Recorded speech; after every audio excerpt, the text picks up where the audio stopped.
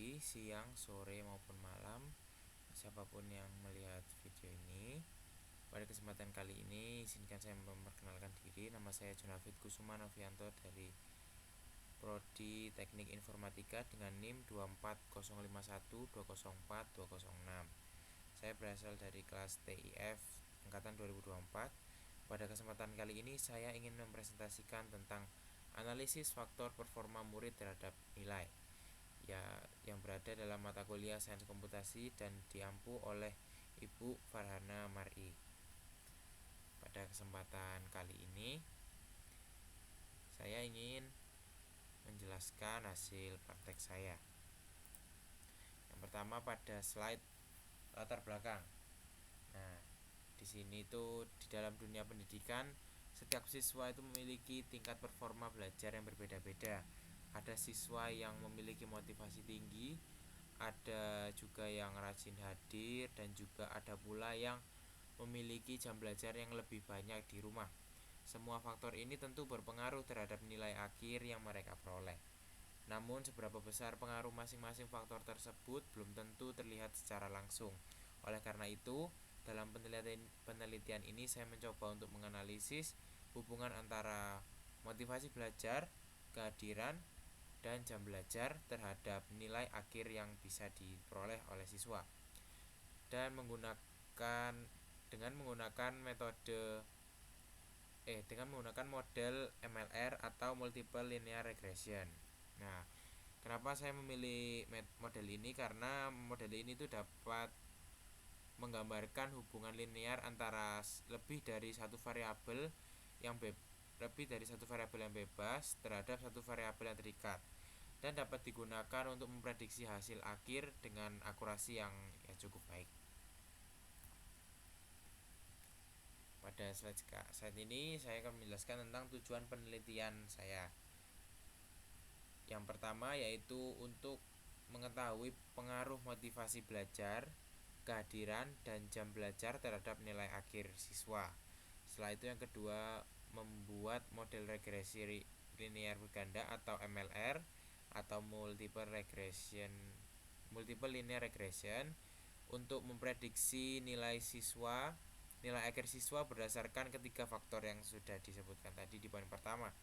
Terus yang ketiga, untuk mengukur akurasi model dengan metode evaluasi MSE, RMSE, dan MAPE. Setelah itu, dari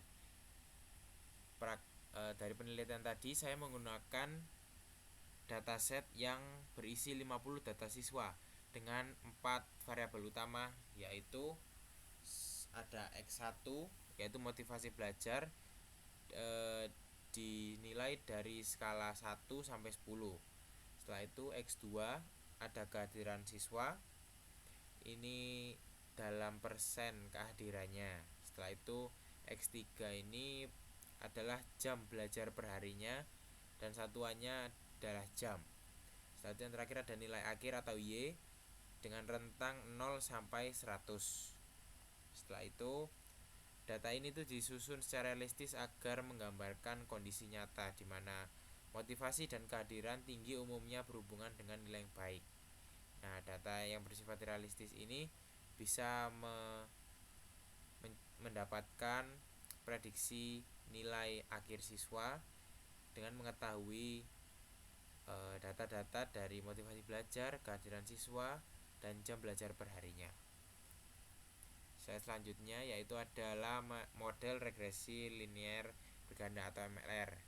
Nah, persamaan umum yang saya gunakan di sini yaitu adalah Y sama dengan B0 ditambah B1 dikali X1 ditambah B2 dikali X2 ditambah B3 dikali X3.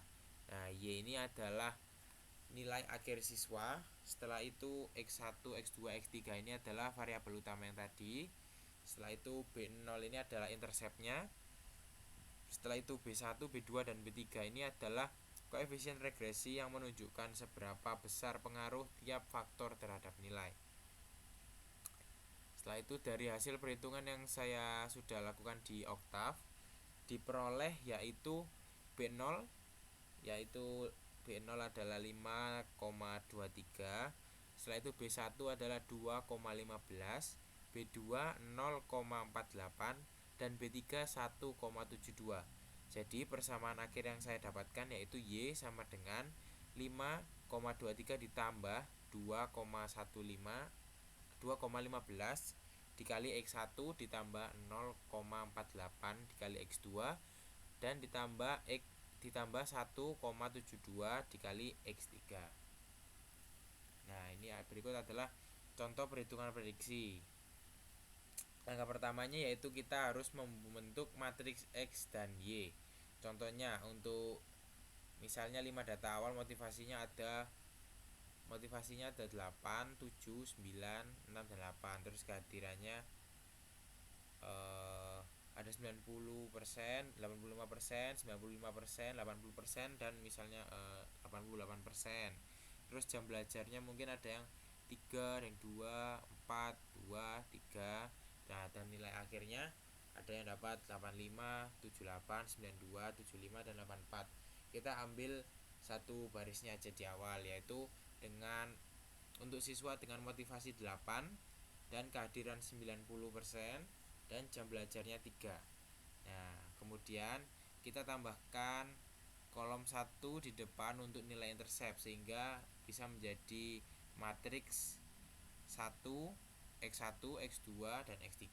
Setelah itu langkah berikutnya yaitu kita harus menghitung koefisien regresi menggunakan rumus matriks, yaitu B sama dengan X transpose dikali X dipangkat -1 dan dikali lagi dengan X transpose yang dikali dengan Y.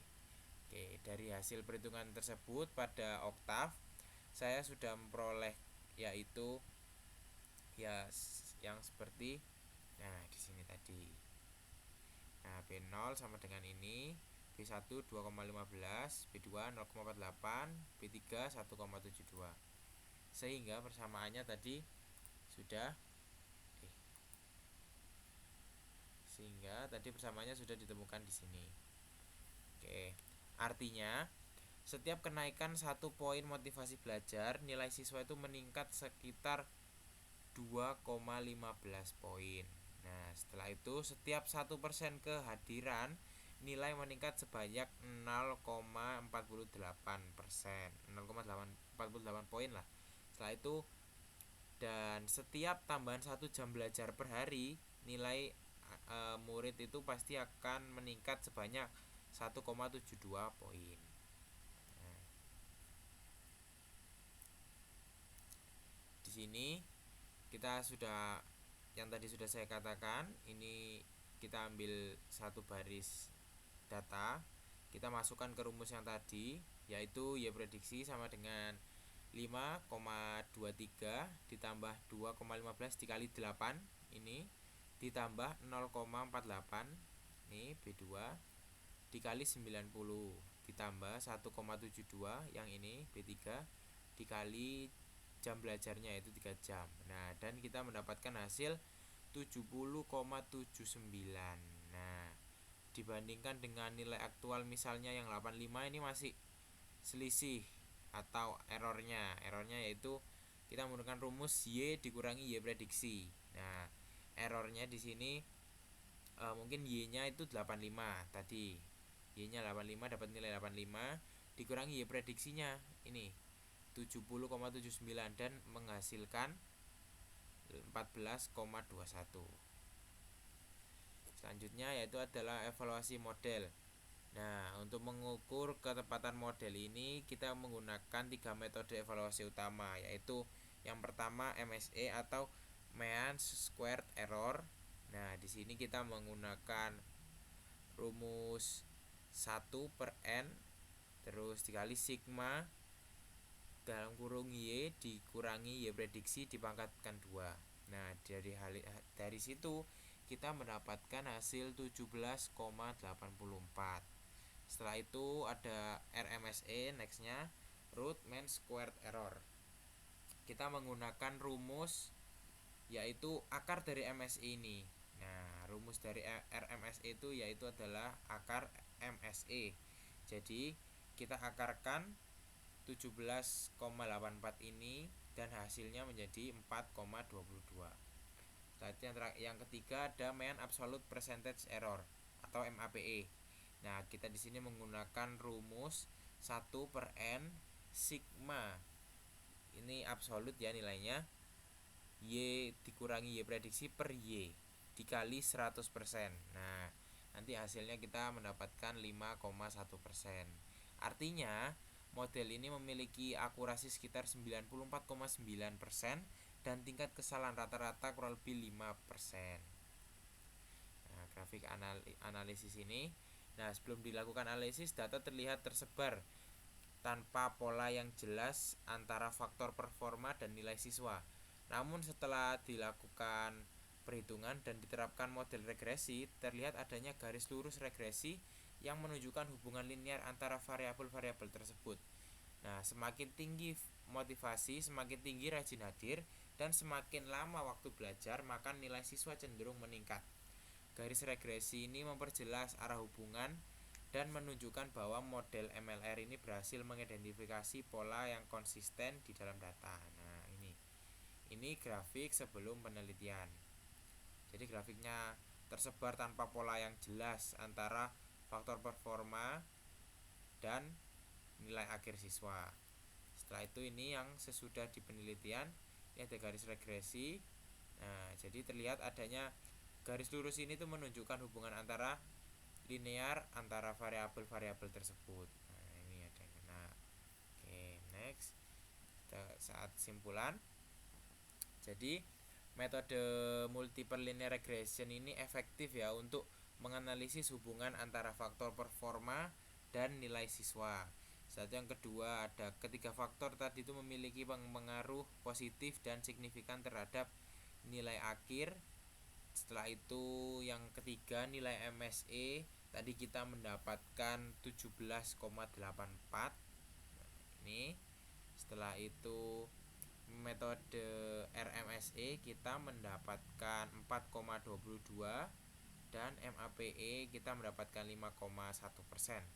Menunjukkan bahwa model ini tuh sangat akurat dan stabil untuk digunakan sebagai model prediksi akademik. Dengan demikian, metode ini bisa menjadi dasar misalnya bagi guru atau beberapa lembaga pendidikan yang membutuhkan untuk memahami dan meningkatkan performa belajar siswa secara terukur.